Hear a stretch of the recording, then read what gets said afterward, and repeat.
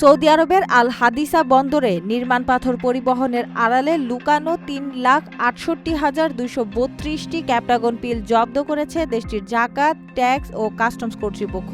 এই বড় ধরনের মাদক চোরাচালান নস্যাৎ করার পাশাপাশি ঘটনার সাথে জড়িত থাকার অভিযোগে সৌদি আরবের ভেতর থেকে দুজনকে গ্রেপ্তারও করা হয়েছে।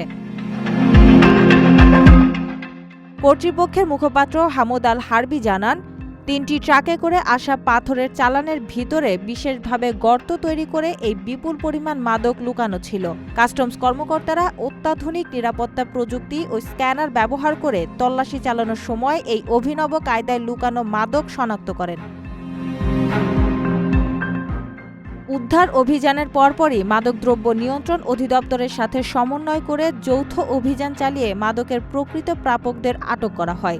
সমাজকে মাদকের ভয়াবহতা থেকে রক্ষা করতে এবং জাতীয় নিরাপত্তা নিশ্চিত করতে দেশটির সব প্রবেশপথে কঠোর নজরদারি অব্যাহত রাখার ঘোষণা দিয়েছে কর্তৃপক্ষ। এছাড়া চোরাচালান রোধে প্রবাসী ও নাগরিকদের সাধারণ মানুষকে তথ্য দিয়ে সহায়তা করার আহ্বান জানানো হয়েছে। প্রবাসীদের জন্য নির্মাণ হচ্ছে দেশের প্রথম স্মার্ট সিটি, যেখানে থাকছে স্কুল, মসজিদ, হাসপাতাল, সুইমিং পুল, হেলিপ্যাড, জিম, পাঠাগার, সুপারমার্কেট, শিশু পার্ক সহ সকল নাগরিক সুবিধা। মালিকানা শেয়ার মাত্র ৫ লাখ টাকা। প্লাটিনাম ইনভেস্টরদের জন্য ঢাকা বিমানবন্দরে ভিআইপি প্রোটোকল সুবিধা। বিস্তারিত জানতে যোগাযোগ করুন স্ক্রিনে দেয়া হোয়াটসঅ্যাপ বা ইমো নাম্বারে।